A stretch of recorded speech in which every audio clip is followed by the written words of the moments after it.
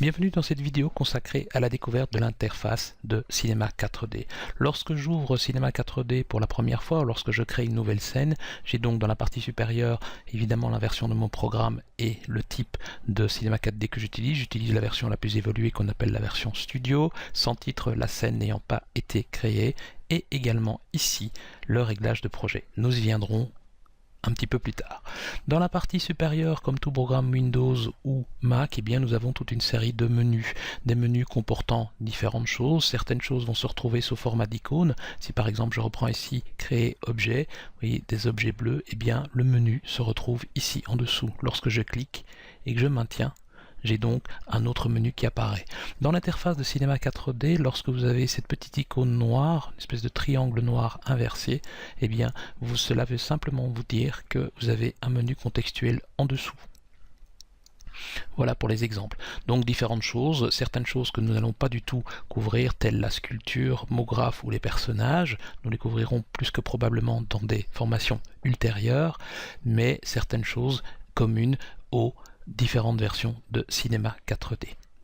En dessous de ces différents menus, nous allons retrouver un certain nombre d'icônes. Ces icônes-ci sont donc ce qu'on appelle les pinceaux de sélection, ou plus exactement le pinceau de sélection, rectangle de sélection, le lasso polygonal, différentes manières de sélectionner les objets, l'outil de déplacement, le raccourci étant E, nous y reviendrons, l'outil de mise à l'échelle, T, et l'outil de rotation R. Dans cette liste ici, vous allez retrouver les 8 derniers outils utilisés, donc cela permet de travailler rapidement en sélectionnant un outil que l'on a utilisé précédemment. On n'a que, je dirais, à cliquer ici pour le retrouver. La gestion des axes, donc l'axe X appelé lacet, l'axe Y appelé tangage et l'axe Z appelé roulis. La possibilité de les activer ou les désactiver pour ne pas, je dirais, déplacer les choses selon un axe que l'on n'aurait pas choisi. La possibilité de passer dans un système de coordonnées monde et objet, nous y viendrons plus tard. Les paramètres de rendu, plus exactement les icônes qui concernent le rendu, donc elles sont ici sous 3 icônes avec un menu évidemment contextuel, mais également la possibilité de retrouver la, je dirais, majeure partie des choses dans le menu rendu. Je l'ai déjà expliqué, ceux-ci sont donc qu'on appelle les primitives paramétriques 3D, ceux-ci sont les primitives 2D, un certain système de, par exemple, de création d'objets à partir de courbes, un des types de modélisation que nous allons utiliser. Nous avons également les outils de répartition, les booléens, les instances, toutes des choses que nous allons parcourir les unes après les autres. Les déformateurs, d'ailleurs si je reprends ici le menu créé, vous voyez que j'ai déformation, donc tout ce qui concerne la déformation. L'icône qui suit, je dirais les éléments sont les mêmes. J'ai donc ici les environnements, la possibilité de créer un ciel physique, la caméra, comme je vois bien l'icône ici, l'éclairage, donc les différents types de lumière que l'on peut créer, les matières, qui sont quant à elles dans la partie inférieure, plus exactement les matériaux, non pas les matières, les propriétés de certains objets, les XREF et l'audio. Donc un tour rapide de la partie supérieure des différentes icônes, nous y reviendrons longuement durant cette formation.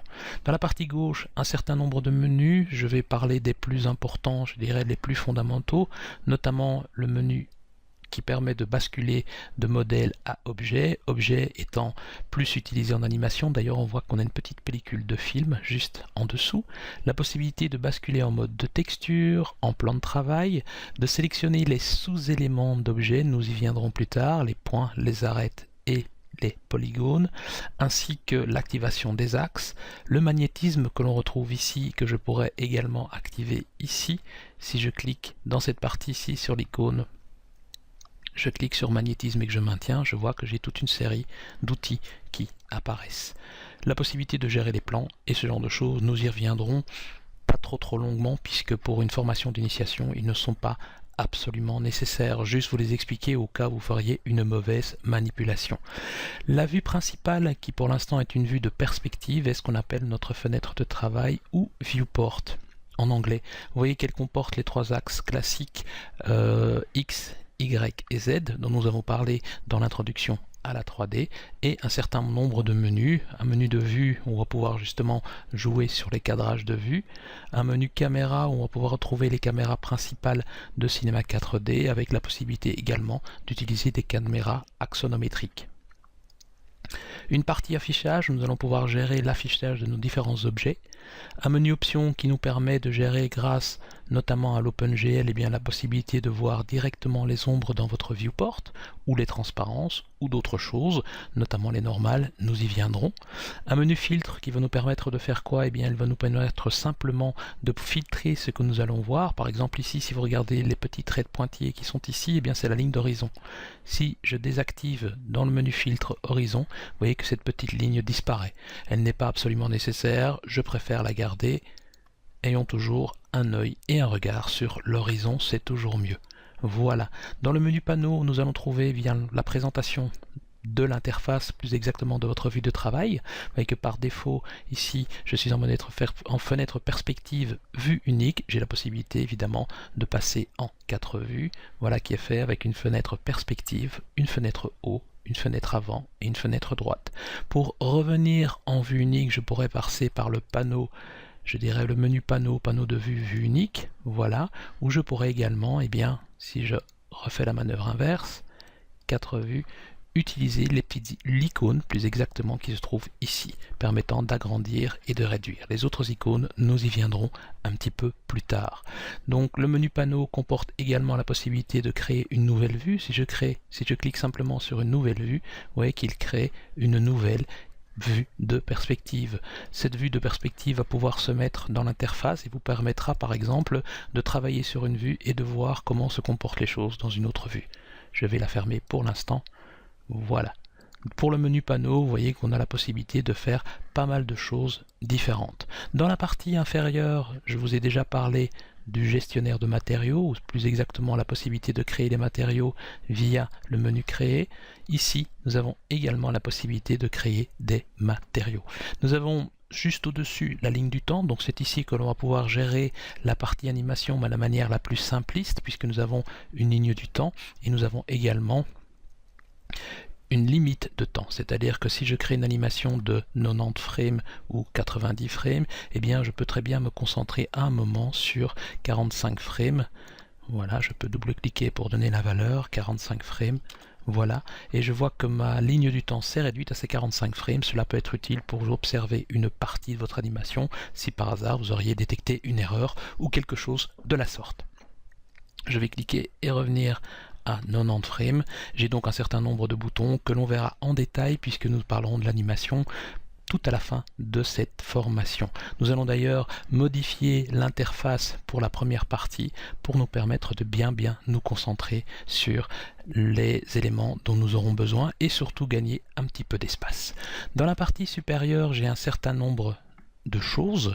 Premièrement, des interfaces. Vous voyez que je suis dans une interface plus exactement de démarrage. J'ai d'autres interfaces qui ont été créées pour me permettre justement de changer d'interface. Nous allons pouvoir évidemment configurer nos interfaces et les mettre vraiment à notre goût.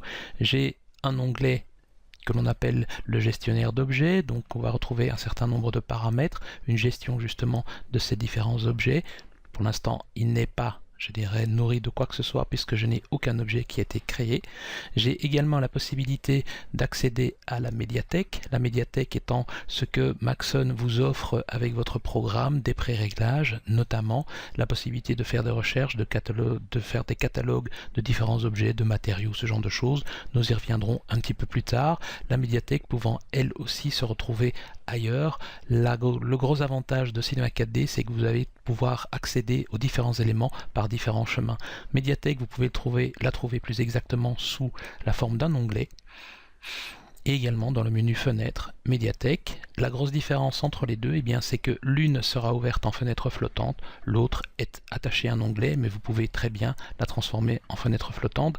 Si le cœur vous en dit, nous y reviendrons, et voyez que j'ai toute une série de choses. J'ai évidemment accès à la totalité, puisque la version studio étant la version la plus évoluée de Cinema 4D. J'ai également un onglet structure, nous y reviendrons en partie, du moins durant la phase de modélisation. En dessous, nous avons ce qu'on appelle le gestionnaire d'attributs. On y reviendra plus longuement. C'est un menu contextuel, c'est-à-dire selon ce qui est sélectionné ou selon ce qui est créé. Vous allez voir que ce menu va se modifier. Pour l'instant, il affiche le gestionnaire de projet, plus exactement la gestion de notre projet, le réglage du projet, chose dont nous allons parler tout de suite après cette vidéo. Et enfin, un gestionnaire de calque. Nous en parlerons un peu plus en détail juste après, où nous allons pouvoir justement gérer les calques, le placement d'objets sur les calques et tout ce genre de choses.